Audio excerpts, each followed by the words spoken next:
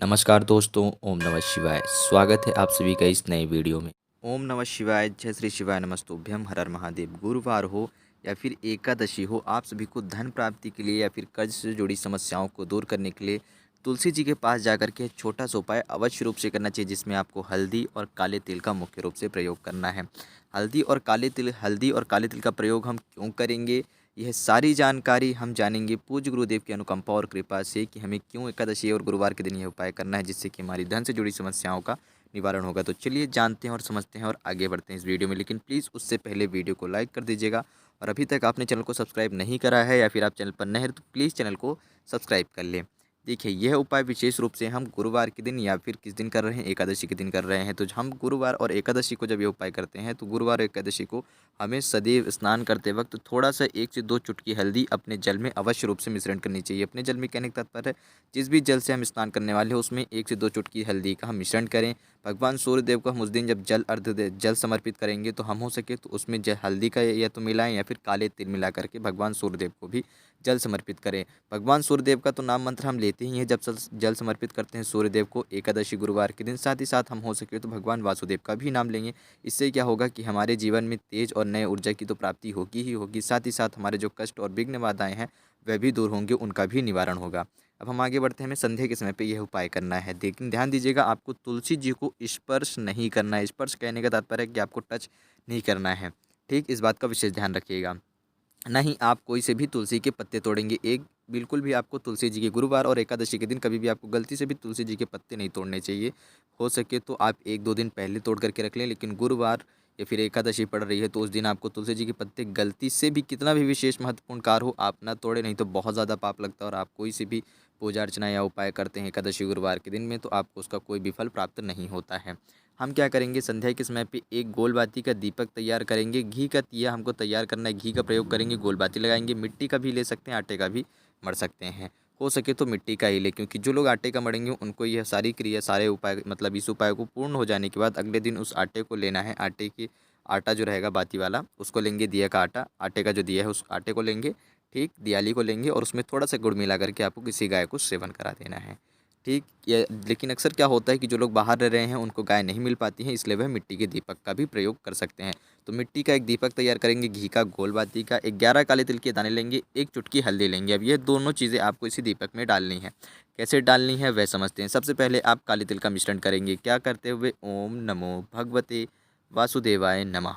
पुनः जाप करता हूँ, ओम नमो भगवते वासुदेवाय नमः, ओम नमो भगवते वासुदेवाय नमः। 11 काले तिल के दाने लिए हैं तो 11 बार नाम मंत्र का जाप करके ये संपूर्ण 11 काले तिल के दाने इस दिए में डाल देनी है।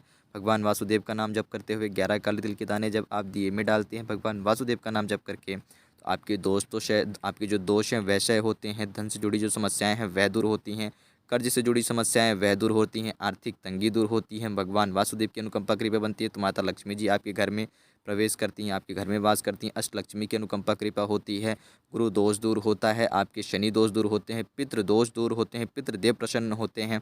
काले तिल पितृदेव को भी अति प्रिय है। जब आप भगवान वासुदेव को ये सारी चीज़ें काले तिल समर्पित करते हैं, तो भगवान वासुदेव को समर्पित करते ही खुद ब खुद वह आपके पितृदेवताओं को भी समर्पित हो जाते हैं।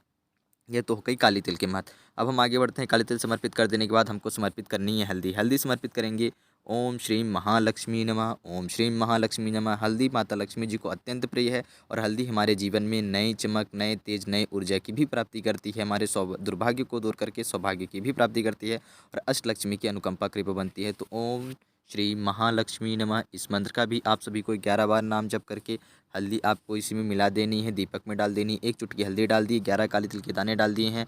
अब इन दोनों चीज़ों को डाल देने के बाद आपको माता लक्ष्मी जी की पूजा अर्चना करनी है, यानी कि माता लक्ष्मी जी, भगवान वासुदेव का नाम लेकर के आप माता तुलसी जी की पूजा अर्चना कर सकते हैं, यानी कि तुलसी के पौधे की। लेकिन आप ध्यान दीजिएगा, पूजा अर्चना करते वक्त भी स्पर्श नहीं करेंगे। दीपक रखने के बाद चरणा यानी कि चरण स्पर्श करते वक्त भी आपको तुलसी जी के पौधे को स्पर्श नहीं करना है गुरुवार और एकादशी को। उसके अगले दिन भले ही आप करते हैं, लेकिन उस दिन ना करें, क्योंकि तुलसी जी भगवान वासुदेव की सेवा में समर्पित रहती हैं। तो आप उनकी पूजा अर्चना तो ज़रूर करेंगे, पर उन्हें स्पर्श नहीं करेंगे। आप जिस विधि अनुसार चाहें माता तुलसी जी के, यदि आप कोई मंत्र लाते हैं, कोई अलग सा मंत्र आपको ढूंढ करके लाते हैं, किसी पंडित से पूछ करके आपको बताया गया है, तो आप उसका भी उच्चारण कर सकते हैं, बैठ करके जाप कर सकते हैं इन दोनों मंत्रों को जप करने के बाद। साथ ही साथ आप चाहें कुछ भी नहीं तो आप इन दोनों को मंत्रों को 11 बार जाप करके दियाली को माता तुलसी जी के समक्ष घुमा करके रख सकते हैं और उनसे प्रार्थना याचना कर सकते हैं, या फिर तुलसी जी की यदि आपको आरती आती है या फिर कहीं से आप आरती निकाल करके लाते हैं तो उस आरती को भी पढ़ते हुए आप उनकी पूजा अर्चना कर सकते हैं। तो किस क्रिया अनुसार और किस विधि अनुसार हम माता तुलसी जी की पूजा अर्चना कर सकते हैं, हम सभी ने संपूर्ण रूप से जानने का प्रयास कर लिया कि कैसे कैसे हम माता तुलसी जी की पूजा अर्चना करेंगे। तो यह सारी क्रियाएं हमें करनी है, गुरुवार का दिन हो या फिर एकादशी की तिथि पड़ती है किसी अन्य दिन पर, तो हम सभी को एक छोटा सा उपाय अवश्य रूप से करना चाहिए। जब भी हमें लगे कि हमारे जीवन में धन की तंगी आ रही है या फिर धन से जुड़ी बहुत सारी समस्याएं उत्पन्न हो रही हैं, हम धन तो प्राप्त कर पा रहे हैं पर कोई ना कोई ऐसी नई समस्या अवश्य रूप से खड़ी हो जाती है जिससे कि हमारे धन का क्षय हो जाता है। धन की प्राप्ति जो हो रही है वह उचित तो होती है पर उस धन को टिकता नहीं है, धन हमारे जीवन में टिक नहीं रहा है, हम कहीं ना कहीं परेशान रह रहे हैं तो हमारे धन नहीं टिक रहा है। दूसरा, हम परेशान रहते हैं जिसकी वजह से हम अपना जीवन भी अच्छे से सुख में शांति में व्यतीत नहीं कर पा रहे हैं।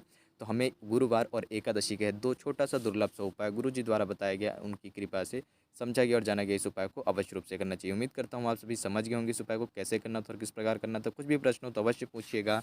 जय श्री शिवाय नमस्तुभ्यम। हर हर महादेव। ओम नमः शिवाय।